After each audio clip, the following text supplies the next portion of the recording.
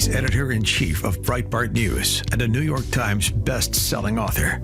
And on this podcast, he brings deep research, prescient analysis, and world-class guests. He's Alex Marlow, and this is the Alex Marlow Show. All right, welcome to the Alex Marlow Show. Thanks for being here. Thanks to all of you sending me lots of email. I've never got so much email in my life over the weekend, so that's fantastic. Appreciate that. I'll try to get to some of it today, but I do read everything. I love them, and it helps me feel like we got a bit of a connection until eventually the show goes live, which we will endeavor to do that post-haste. But we had a great night live last night at the Breitbart Fight Club. I did an hour with Congressman Comer, the chair of the House Oversight Committee, on his Biden investigations and his new book, All the President's Money, which I read and recommend. Peter Schweitzer was there with me, the, I would say, civilian expert on Joe Biden. I would say it's probably the three most knowledgeable people about the Bidens on the right in the same conversation. So it was pretty great. And there was some cool stuff because he's got subpoena power. He gave a real inside account of his investigations into the Bidens, which do continue. And he offered a lot of optimistic stuff. I'll just cut to the chase. The money quote is he does not think Joe's pardons of his family members will hold up in court. So I think it's really interesting. We also stumbled on something I think is pretty revealing, how he never pardoned Jill. He pardoned every other relevant family member other than Jill, indicating that really they are criminals and they did wrongdoing and they know it. So pretty explosive stuff in there. He detailed 4 agencies obstructing his investigations. In particular, Christopher Wray at the FBI and Merrick Garland's DOJ were doing what they could to make sure that he could not get necessary information to further pursue his investigations. And he has one anecdote there where he finds out directly Joe Biden getting a $40,000 payment from China. And that story is unbelievable. We'll isolate that for you at Breitbart News. I pulled a couple of clips that I'll share here momentarily, but a lot of good stuff, and it kept me very optimistic that there are still good people in the Congress doing investigating. He came up with this thing called Cafe Bank, which is an American-based bank, but it's tied to China, and they revealed that Hunter Biden had an investment company with no investments in it. So Hunter's ambitions were beyond belief, and this is something that I couldn't even glean from my research. I could tell he was ambitious, but his goal was to make $1 billion off the Biden's name, $1 billion. So not 100 million, not 10 million, literally $1 billion. He thought he'd be a billionaire without being a capable CEO, without inventing any product of some kind, without really having any sort of public persona, without being a great trader. No, he would just trade the Biden's name to overseas companies. Congressman Comer also confirmed all of my theories that there's no evidence to suggest that the Hunter has divested from any of those Chinese interests. A couple of Chinese companies, Costco, which is the shipping conglomerate, CEFC, China Energy. There's no hard and fast evidence the Hunter isn't still retaining equity stake in those companies and didn't have that to cash out when his dad left the White House. So really bad people doing bad stuff, and we ought to keep investigating them and holding them accountable. And this is such a crucial point. It's not out of vindictiveness. It is not out of reprimanding or reprisals. This is about accountability, because if we do not hold people accountable, then the next overly ambitious son or son-in-law, et cetera, who wants to make a couple $1 billion off of the family name while that family is occupying the White House or any other significant perch of power in this country, they're just going to be incentivized to do it unless we hold them all accountable. So the anecdotes in the book are really great, and we got to a ton of them. It seems like a pretty good guy, Congressman Comer, which always makes it a little better. Being a good guy does not necessarily make you a great congressman, and being a bad guy does not make you a bad one, but it is nice just for the sake of entertainment. So if you missed that at the Breitbart Fight Club, then we're going to try to make it available to you, but definitely for next time. It's why you got to join. Look, guys, I don't get extra money for doing the Fight Club. I'm only promoting it because I put hard work into it. And it is part of, if you're interested in what I'm interested in, you will enjoy these shows because they're long interviews with important people and my experts who aren't me. So that's why I recommend it. There's nothing really in it for me beyond the fact that I think you would enjoy it genuinely. If you like the show, you would like the interviews I do over there. Here's a taste of it. I got a couple clips. Let me play them. Congressman, this is a big deal. How much money did the Biden family get from Russia? From Russia, we found $3.5 million. I mean, that's a massive deal. You get $3.5 million from Russia, and we're acting like Donald Trump's the Russian stooge. Right. $3.5 million. And remember, Joe Biden said he never met the Russian oligarch that sent Hunter the money. And then during the deposition, Hunter admitted, they had a dinner together, and Bobulinski had testified, it was about a 2.5, 3 hour dinner. And Archer, it wasn't Bobulinski, it was Archer. Archer was at the dinner, I believe. And they all testified that they were there, and Joe was there. And but remember, it wasn't on the Secret Service record. So obviously Joe Biden was trying to hide it. There was a gap there on the Secret Service records. All these meetings that Peter talked about with all these people that Joe denied ever meeting with, there was no record of him ever meeting with them on the Secret Service records. But everybody else he met with over his time as vice president. So just know this, that Hunter was using Air Force Two to fly around the world with Joe to do business. And then he specifically did not want Secret Service protection, so there'd be no Secret Service records. So then lo and behold, he's getting money not from Canada and not from Taiwan and not from the United Kingdom. He's getting money from Ukraine, Russia, and China. Corrupt countries known for their corruption. So this is not coincidental. Obviously, this indicates there's pay-for-play going on. As vice president, their names were on the Secret Service logs. And it's just, it shows that there's a pattern here. And every person that sent the Bidens money was someone in terrible trouble, legal trouble. They were, with the case with the Russian oligarch, she couldn't get anywhere to take her money. She was banned in Europe. The United States banks wouldn't take her money. And as someone that worked at a bank, if a bank. And if you were watching here, there's a symmetry going on with my hair because I had my hair part on the other side yesterday. So it's just very amusing me on the screen because we're seeing I'm on one side of the screen and then I'm on the other side of the screen. It's something very funny going on. And I just had to make that observation. Bank won't take your money. Now, getting a loan is one thing, but if a bank won't take your money, then you're in pretty bad shape. When you're talking about wanting to put billions of dollars. Right. Yeah. So there's a lot of detail like that in the interview, and some of it's really unbelievable. This 40,000 from China that Joe got they framed it when Comer busted them that this was a loan repayment from Jim Biden. But the problem is there's no evidence the loan ever took place to begin with. So to have a repayment, you got to have an initial loan. There's no evidence that loan ever took place. There was no bank statement for the 40 grand. There was no paperwork that could be shown. And so just show that Joe got paid by China and it's clear and he should be held accountable and we should be looking into this right away. This would be a very big deal to investigate this. I think the Russian point is also big because we're looking at the Russian narrative still persists. You still see smart people in the media who cannot come off of the Russia hoax. I was reading a tweet from Garry Kasparov, the chess champion, and I was a big chess player back in the day. That's another one for a lighter show. I was a big competitive chess player when I was very young, when I was a child. And Garry Kasparov, one of the great chess players of all time, and a very smart person, obviously, but has got huge Trump derangement syndrome over Russia. He's still acting like Russia is controlling Trump. Russia paid off the Bidens. And Trump was much harder on Russia than the Bidens were. I brought this up on last week's show. We're talking about how he basically crippled their energy sector he wanted to stop the Nord Stream pipeline. He killed hundreds of Wagner troops in Syria. He sold Ukraine weapons proactively.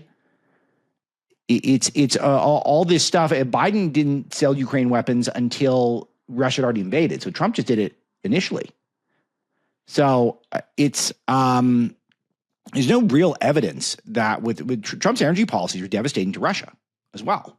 So Trump was tough on Russia. Biden was softer on Russia. Obama was softer on Russia. And Russia didn't invade anywhere under Trump. He did invade places under Bush, Obama, and Biden.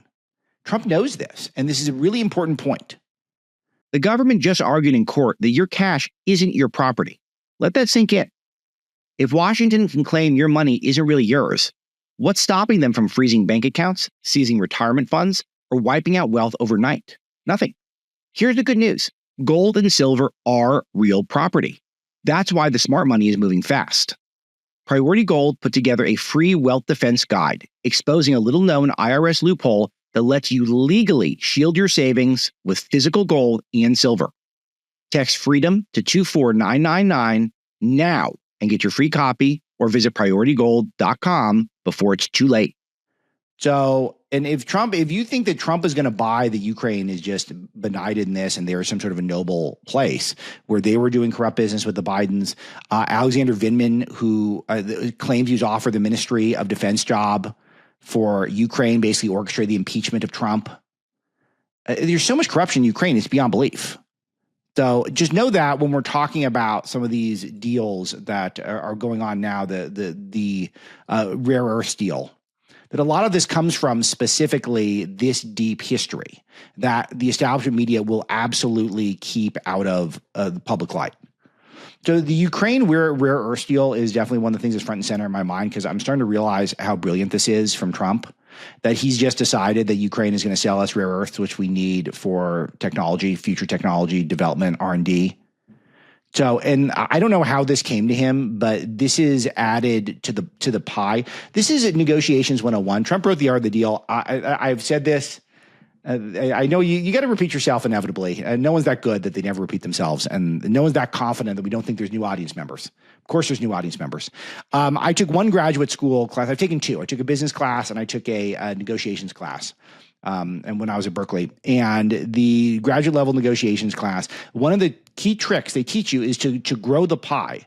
So you're not just negotiating, but you've got a pie and you're divvying it up. Negotiate the pot of coffee also. Just like bring a pot of coffee in there, and then you can add that to negotiation, because some people might be more interested in the coffee once you bring up the coffee. So if you're only talking about the pie, you can just add more stuff to the conversation, and then all of a sudden the negotiation can become smoother and easier by thinking, what other value can we add? And Trump basically saying, you got those rare earths, and I think that's good for us because we can start paying ourselves back from all the money you've wasted that we've given to you, which allows me to save face. It allows me to feel better because of all the trouble Ukraine's caused me in the past, given the impeachment, given the fact that their overtures about NATO, et cetera, were clearly a provocation to Russia to invade. And now Trump is going to get a little party favor for all the effort. And not to mention, if the United States has financial investment in Ukraine, and we know that we're getting some important materials from Ukraine, then all that's going to do is calm down the region, because no one really wants to tick off the 800-pound gorilla in the room.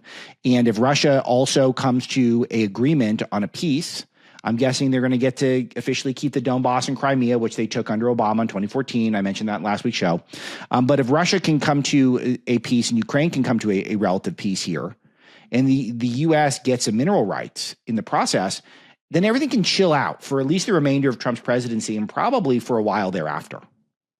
So, do you remember when the Democrats flew Zelensky out to Pennsylvania? How did I not mention this? The Democrats flew Zelensky out to Pennsylvania to campaign for Kamala Harris. It was indirect, but he was meeting with Josh Shapiro and trying to help the Democrats win Pennsylvania, because obviously the promise was made to Zelensky, if Trump wins, you don't know if you're getting the money. So you want Kamala to win. We've got a Zelensky clip. I know I'm going on a lot of tangents here, but these are important tangents. These are the biggest stories of the day. So we got a Zelensky clip that Misty pulled for me on CNN. This is a town hall he's doing, talking about the mineral deal. Do you think you can mend your relationship with President Trump? And secondly, have the American side spelt out to you what happens if you don't come to an agreement over this rare earth minerals deal in terms of what it means for US aid? As I said, we want successful agreement. And if we will understand each other with partners, I hope that it will be. We will sign the first agreement or memo on which base I will prepare other documents. So I hope that it will not have influence on other steps of the United States, and they will not cancel or stop or freeze any support, especially military support, to Ukraine. That's crucial for us. The President? My relationship with President Trump? It's never was in such best way. He's got that timing. You got to admit, he's got the comedian thing going on, which does help him in a media age. Clearly, get what he wants. Look, he's bilked us, but it doesn't mean that he's not a talented leader. And I think that's important to acknowledge that people like to say if we don't like what he's doing, then he must be bad at everything. It's not true. He was very talented at getting our money, getting us to send him money. But everything is the best with Trump. It's in the best way.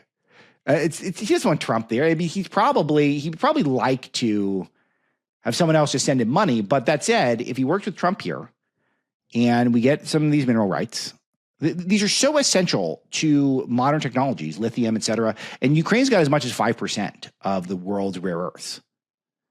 But here's the biggest thing, and this is the running thread of just about everything Trump is doing. This is such a big deal. Everything Trump is doing is slightly countering China. China's got designs on those minerals as well. So they want the rare earths, and if we get them, then China can't get them. So it could calm down the region. It could end the war. It could make a peace where Trump gets the art of the deal and he ends up looking great in the end. And then we're also taking up more territory, essentially, that China can't go get. This was a lot of my unified field theory on what was really going on in Riyadh, where it was just a American and Russian delegation, not Ukraine, not Europe. All of this, I think, is subtly trying to open up a path where America is countering China. Canada is the reason why we're talking about making Canada the 51st and I think also 52nd states in the United States is because Canada also is becoming captured by China in a lot of ways. We're going to have an interview with Brian Lilly later in the week, who's a journalist in Canada who I like very much, about this exact topic. He had a great tweet on it over the weekend, and I'm going to talk to him about it. And he's sort of a Canadian equivalent to whoever's your favorite Fox News host up there, and he does a nice job keeping an eye on the stuff. And he made this connection as well, which I had made, and then I saw him tweet like, yeah, exactly, that's right. A lot of this is about countering China. So again, we'll spend a lot of time on that throughout the week. But just note that whenever you see what Trump's doing, don't always take him literally. Look at what's really behind it. And we're talking about calming down the country so he can get his agenda done and countering China. Those are the things that Trump is looking for. And I think that he's got a lot of creativity in order to get to where he's at on this. Let's see. Yeah. Oh, Zelensky also claimed he would resign in exchange for Ukraine NATO membership. I don't even know what that means because, first of all, it's not going to be on the table. Though Ukraine will not join NATO. Who wants Ukraine in NATO? Russia obviously doesn't. And we certainly don't. I don't even think Europe does. Why does Europe want to have all of us be committed to war, perhaps with nuclear Russia, over Ukraine, the Crimea, and the Donbass, and the Donetsk, and all these regions that are so foreign to most of us? We want to go to nuclear war with Russia over this stuff? I mean, maybe we think Ukraine is lightly the good guys, lightly. It's marginal at this point, but it's not really worth nuclear war, is it?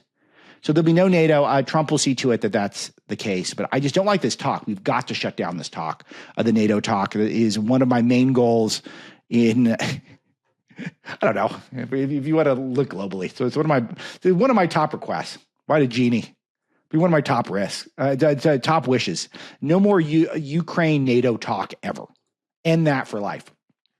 All right, I know we're far afield, but let's go back. I'm going to play. I got one more clip from my Fight Club interview with Congressman Comer, which I think is worth your attention. The DOJ also squatted on a lot of known Biden crimes until the statute of limitations ran out. How can that be legal? It's certainly not ethical. What can we do? Do we have any recourse? Can President Trump change the rules or the laws? Or it feels like the DOJ protected the Bidens to an extent that I wasn't even aware of based off of your revelations in the book. In the book, I detail this, but we found that there were 4 ongoing investigations from 4 different agencies into the Bidens. It was the Department of Justice in several jurisdictions, the FBI, the IRS, and the Securities and Exchange Commission. And then throw in Jim Biden, he was being investigated by Medicare for Medicare fraud. I mean, all these entities were looking into it. So when people say, how could they get away with this? They didn't. 6 different banks reported to Treasury that the Bidens were committing financial crimes. 6 different banks. Then you have 4 different government agencies caught all of this. But in every instance, they were told to stand down. And I'm more optimistic about people in the government being held accountable than I am the Bidens, because I'm confident Kash Patel and John Radcliffe. And remember, John Radcliffe was in Congress the whole time saying this, hey, this Steele dossier doesn't add up. I think Adam Schiff's full of crap. I think they're all lying. John Radcliffe was one of those guys on the Intelligence Committee that was saying this all along. So I'm very pro John Radcliffe. I'm very pro Kash Patel. Yeah. And they know who these people were. So I think if you bring them in and start squeezing them, maybe they'll spill the beans and say, yeah, well, I got a call from Joe Biden to stand down or whatever. Absolutely going to be fascinating to figure out how much obstruction was going on. It is one of the scandals of our time. It really is. It's a scandal of our time, I think, how much the Bidens got away with and how the federal government covered for them while simultaneously being weaponized via lawfare to attack Donald Trump for really just unbelievable stuff. I mean, I was just thinking about the classified documents that Biden had, that Biden never had any rights to any of those documents. And he kept them at the Penn Biden Center and the Biden Center at the University of Delaware. A lot of these places are funded by foreign money, Chinese money. He kept them in his garage with his Corvette that Hunter Biden had access to. Those were classified documents. And then Trump gets raided because he didn't communicate properly to the National Records Association, the National Archives, whatever it's called, when he could have declassified the documents at any point. And so Trump got harassed for that. Biden never had any rights to those documents, and he had them in facilities that were funded by China and had access to from his crackhead son. The list just goes on, and we got to stay on it. We got to, accountability is crucial. Accountability is crucial, and that's why we're doing deep dives on it. Breitbart, we'll keep that going. All right, other big news of the weekend: German elections. I have a long interview again at Breitbart Confidential, my other show, with Oliver Lane, but I'll give you the long and short of it. So the top thing is that the CDU, which is the Christian Democrat Party, which is sort of their center-right party, but it's not center-right by our perspective. It's sort of center-left from our perspective. It's globalist. It's lightly conservative relative to average German politics. But this is Angela Merkel's party. This is the party that's gotten a really bad rap in recent years because of their roles in facilitating the migrant crisis and their policies being responsible for a lot of the tough financial times that have caused a lot of problems for all of Germany. And because they've been the ruling party, you're seeing all these horror stories that are coming out of actual Germans getting bullied and beaten up and stuff in school because of actually being German, because now the migrant communities are bigger than the German communities, and they're not assimilating. They're bringing their own cultures and keeping it. So it's an important distinction. If you're going to come in, add to the pie, and want to assimilate to whatever culture you're entering, that's one thing. But if you're just going to try to replace that culture, that's very different. And I think it's worth considering, any of you who want to be intellectually honest about the fallout of immigration. Not to mention the increased infringements on freedom of speech. You see things like increased levels of terror, which have been the news pretty constantly in Germany lately.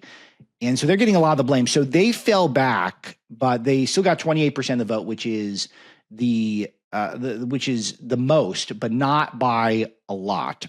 So the AfD did the second best. The AfD is the populist, they're called sovereigntist over there sometimes, conservative party. So the one that I think this audience was rooting for the most. They're constantly tarred with their worst people in the party, and thus the entire party is framed up as racist and homophobic and unpalatable, not the type of people you could bring to a cocktail party.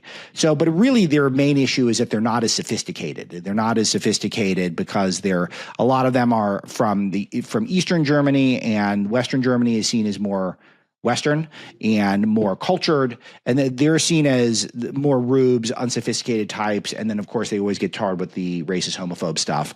And even Nazis, they are invoked, which is, I don't see much evidence of that, but that is the way it's framed up in the media. They're led by a woman, though, named Alice Weidel, who is not any of those things. She's a lesbian. She's married to a non-German. She's very Westernized. She's very friendly. It seems like the type of person who you would like to lead your party, to be honest with you. And again, just like what happens here in the United States, that the media frames it up completely different than what's actually going on. They've run on sound fiscal policy, closing up the borders, ending mass migration, ending migrant crime, ending terror. It's just basic stuff. And so they did well. They got into the 20s, but we were hoping for better, I would say. So we were hoping that maybe that number could creep up towards 25%. And then assorted left-wing groups got the rest of the votes. So it'll be interesting to see what coalitions take place, because it's a parliamentary system and you're going to get a chancellor who is not going to be friendly towards Trump and towards us, but they're going to have a choice. Are they going to try to cobble together a coalition with the conservative AfD, which is easy? They'll have a majority if they do that. It'll be narrow, but it'll be a majority. And then you'll have a real conservative governance in Germany. Or are the ostensibly, allegedly moderate conservatives at the CDU, are they going to team with the more palatable at cocktail parties, but ultimately horrible on the big picture stuff, liberal and left-wing parties that make up the rest of German politics? So my feeling is I can't help but be a little pessimistic here.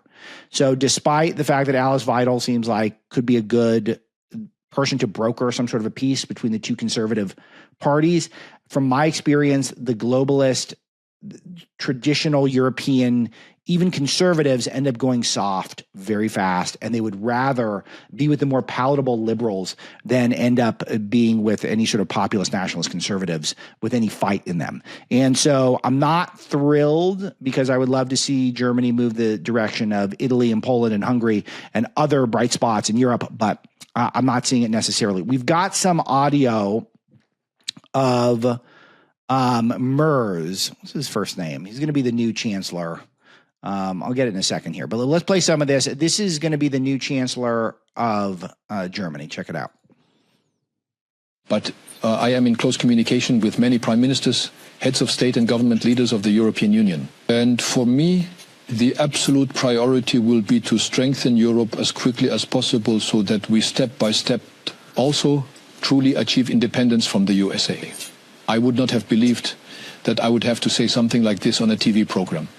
But at the latest, after last week's statements by Donald Trump, it's clear that the Americans, at least this part of the American government, are largely indifferent to Europe's fate. I am very curious about how we will approach the NATO summit at the end of June. Yeah, it's just not true that we're indifferent to Europe's fate. We want Europe to be strong, but we want it to have similar values that we have. This is the whole nature of America First and nationalism in general.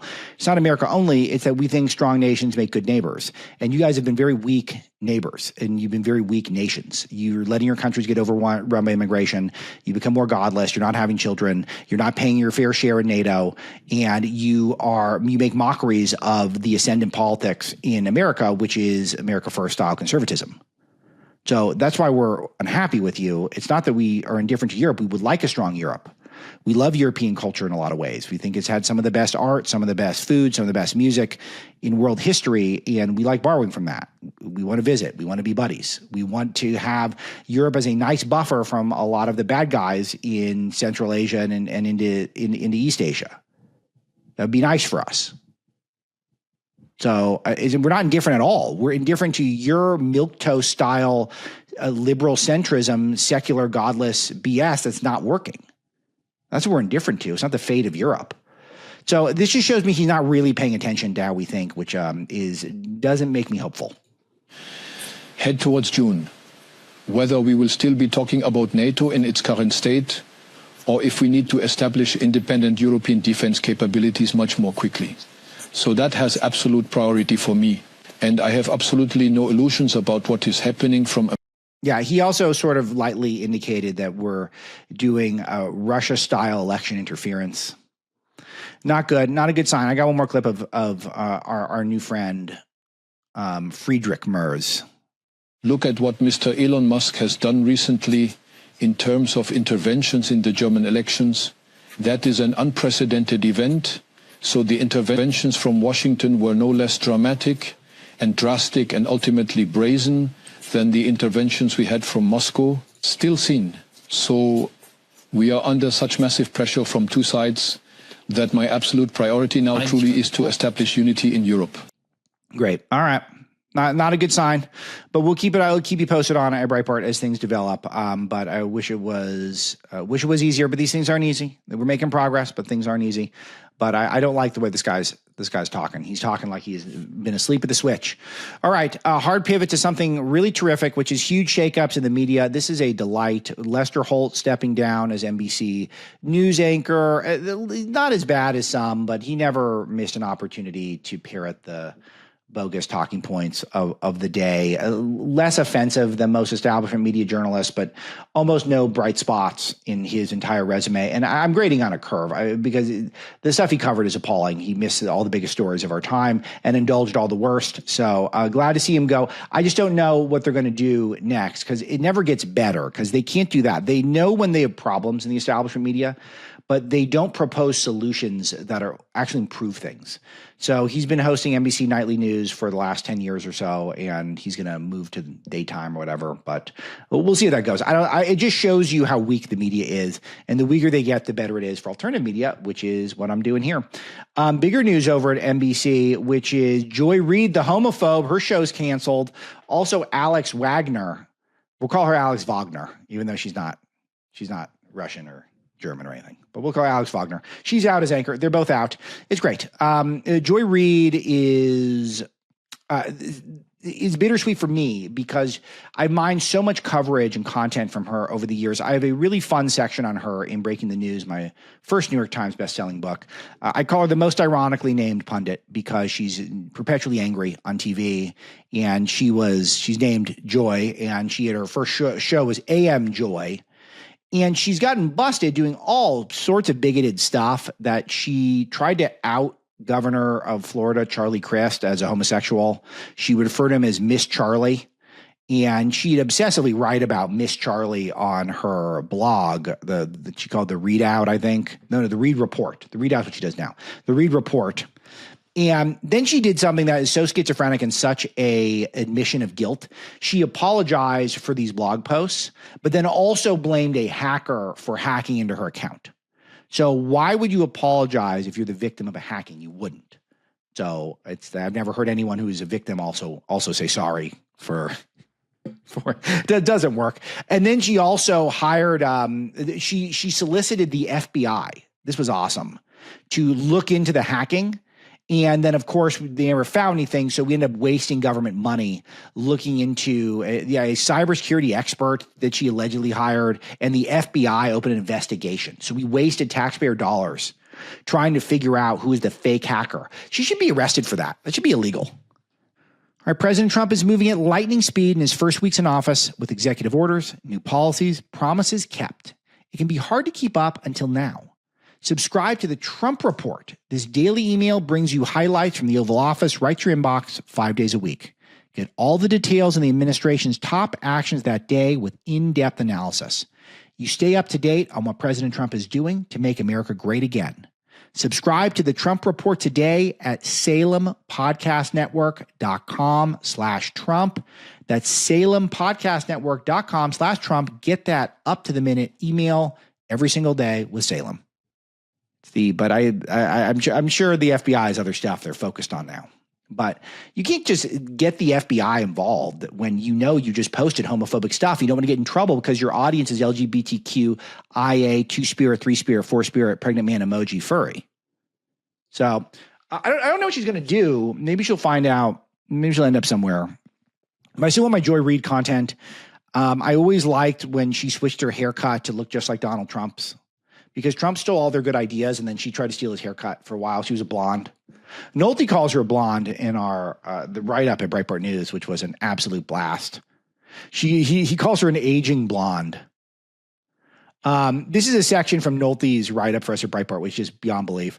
MSNBC is planning to replace Miss Reid's program with a show led by a trio of anchors, reports The Times. The trio is former Democrat strategist Simone Sanders, former RNC chair and current cuck Michael Steele, and some chick named Alicia Menendez who pretends to be a journalist. According to one misinformation expert I spoke with, parentheses, my next door neighbor, no one's going to watch this SHIT either. It's pretty good from Nolte. It's true. A misinformation expert by next door neighbor.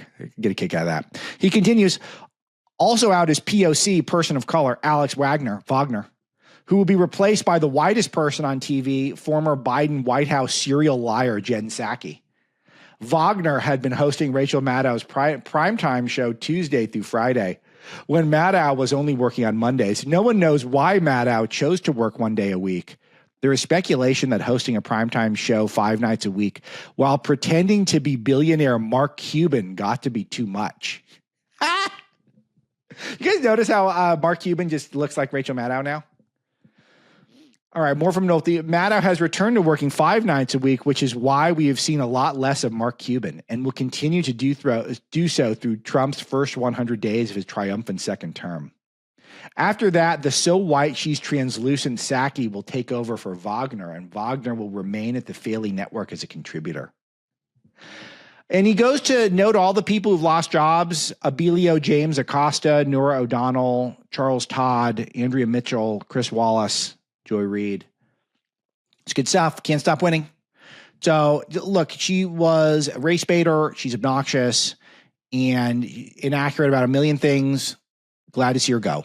They still don't know totally how to deal with us. And that's been the theme of the Alex Marlow Show, I'd say, for the first three months. Here's Jane Fonda is trying to double down on woke. She's at the SAG Awards, which is, I don't think that's the best branding. I think they should have chose different branding than SAG, especially when got Jane Fonda up there. Jane Fonda used to be the host of used to be at the TOT Awards.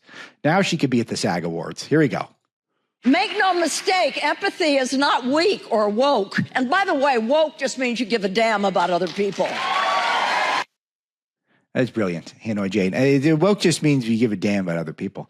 It's this whole thing that if you don't want to gender transition the kids, if you don't want to have chemical castration, if you don't want women to have to lose to men in sports, if you don't want to spend a bunch of taxpayer money on transvestite Sesame Street overseas, then you don't give a damn about other people. This worked for Democrats for my whole life. Democrat good, Republican bad. This was the theme. Worked forever. Only recently has it stopped working. So woke means you give a damn about other people. This is her getting a Lifetime Achievement Award. Does that show you how out of touch actors are? This is the Actors Union, the Screen Actors Guild. So they feel like right now is the moment to give a Lifetime Award to one of the most left-wing activists in the country who also happens to be an actress. So, all right, Doge is still hard at work. Musk has asked for people to write about things that they've done in recent days to put out a memo, the things they've accomplished over the last week. Totally reasonable for any private sector person that would do this is not a scandal. But when the government sector is asked to do this, then people are freaking out about it. Tara Palmieri, who is another left-wing reporter who acts like occasionally she's not left-wing for something called Puck, which I still don't know what that is. They advertise very aggressively at my ex, but I don't know what it is. But she warned that Musk's productivity email could expose the entire federal system to foreign adversaries. Is that really our concern, that we're going to expose the whole federal system because Musk asked for people to justify what they did last week? It is causing serial meltdowns. Senator Tina Smith tweeted at Musk, "This is the ultimate dick boss move from Musk, except he isn't even the boss, he's just a dick." When did we just normalize calling people all these sorts of names? There's no decorum now. I just always ask, how are we doing with this? The more we add the casual swear words and the name calling into public life from senators and TV anchors, do you see Anderson Cooper, who's TV legend, calling Governor Chris Sununu a dick on CNN? Like, don't be a dick, he said to him. Is this productive? Look, adults should be free to express themselves, but are we doing better in this when you unleash dirty comments whenever it crosses your mind? I will offer a note of caution, as I've been doing, and I'm looking pretty good in this regard, that we don't want Musk to look like a total crazy person, because to keep Doge legitimate, it's nice to have Musk look like a safe pair of hands, and some of his baby mama drama is interfering. A lot of reports coming out over the weekend that Musk has only seen his latest baby mama, Ashley St. Clair, Twitter gadfly. He's only seen the baby 3 times, and was really encouraging her to keep the baby a secret. She also claims she wants privacy and then talks to the press a lot, which isn't a great look.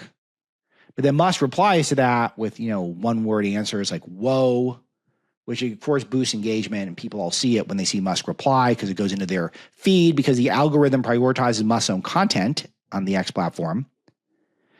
And then there's all these flirtatious texts coming out that him saying he wants to impregnate her again. It's all off-putting. And it doesn't mean that Doge isn't doing great work, but we don't want Musk to look like a total crazy person. So he's already got the 13 kids. He's not hanging out with them. He only hangs out with the one. It's a weird move. And then he's on the stage at CPAC and he's wielding the chainsaw, which is fun. I said it was fun. But ultimately, he's got a very serious job. He's got a historic opportunity to slash government. And I would like to get more confidence that that's all getting done, and it's not just looking good on paper. So just keep that in mind. Keep it in mind. All right. Other victories: Trump tariff win. Apple's going to invest $500 billion in the U.S. They're going to create 20,000 new jobs. There's just no reason, with the threat of looming Trump tariffs and knowing you got J.D. Vance warming up in the bullpen, is for 2028 and beyond. J.D. Vance will be 44 when he would run in 2028. So it's who knows how strong MAGA could be by then. We could be so strong. We could have a whole deep bench at that point. So if you're Apple, why would you build a new plant, which will take years, and then who knows how long the plant comes into its own in terms of productivity? Why would you start building in China right now? China could get increasingly hostile, and the United States is getting increasingly palatable to those types of manufacturing. So it's a huge win, and just even the threat of additional tariffs will prompt these big decisions that last a very long time. So a huge win for Trump. Really, really amazing news. Survey revealing that Trump's mass deportation policy is 62% approval. So just keep that in mind whenever you're seeing any sob stories about any deportations, and any sob stories about a government employee who got fired for whatever reason. We got to keep our eye on the prize. We got to keep our eye on the tiger, and the eye on the tiger, eye of the tiger, eye on the tiger. I think I'm getting hungry. I think it's time to eat. Blood sugar's getting low. Eye on the tiger. That's a classic. Okay, you got to get the eye of the tiger, eye on the prize. We want the deportations. We want to slash government. Those are the top goals at the very early stages of this administration. And the holding people accountable and that stuff is crucial. All right. After signing a $50 million plan to fight Trump, Gavin Newsom is asking Congress for $40 billion in fire relief, and he doesn't want any oversight. The days of no oversight have got to be over.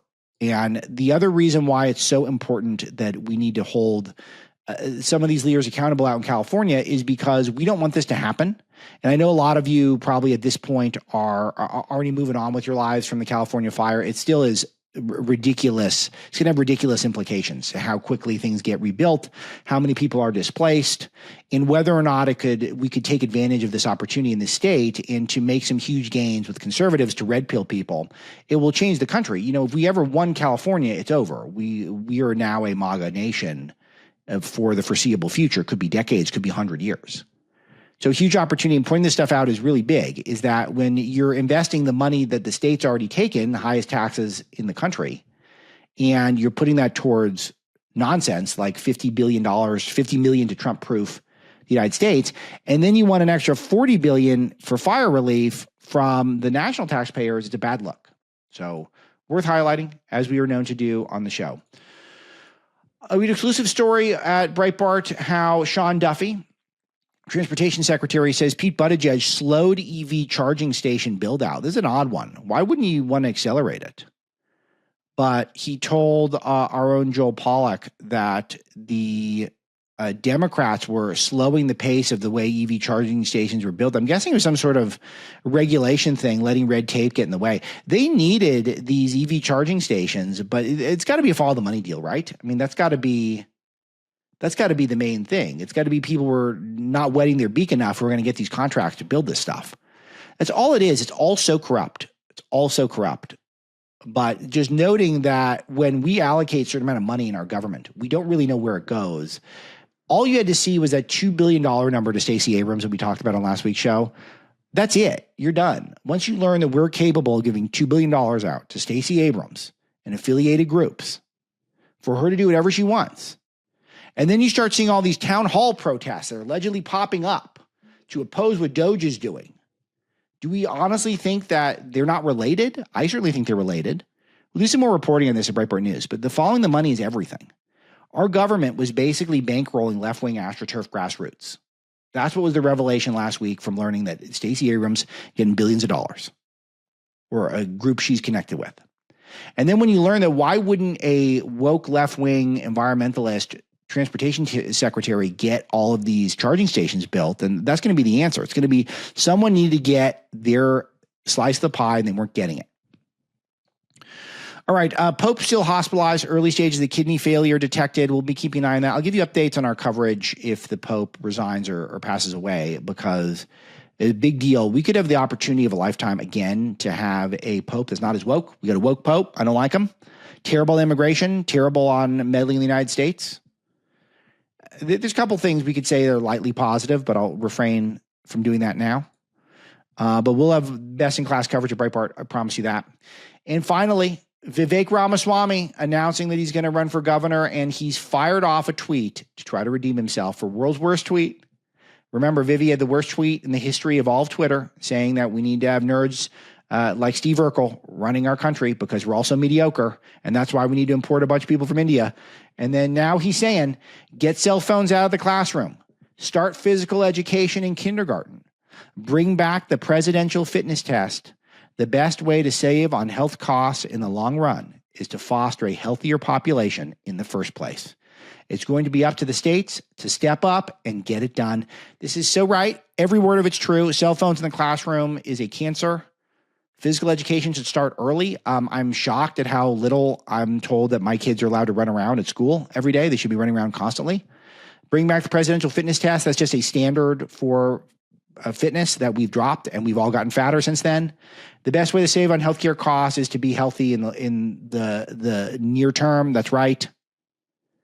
And I like all of it. This is a far cry from we need all the nerds to be running the country. Now, all of a sudden, he wants all the Stefan Urkel, Steve Urkel's athletic counterpart, to be able to run the country now. All right, I dig it. That'll be it for today. That's enough of the show. Aloha to alexmarlow.com. Keep those emails coming. I'll get to some of them. We're going to Marissa Streit tomorrow, the CEO of PragerU, who's incredible, one of my favorite people in all of conservative media. We'll talk to her, plus news updates, and a lot's going to be happening. We got a lot of stuff cooking for you on the Alex Marlow Show, and I'm enjoying these things. So keep giving me that feedback. The 5-star reviews are very helpful. Thanks to our producer, Misty. Talk to you tomorrow.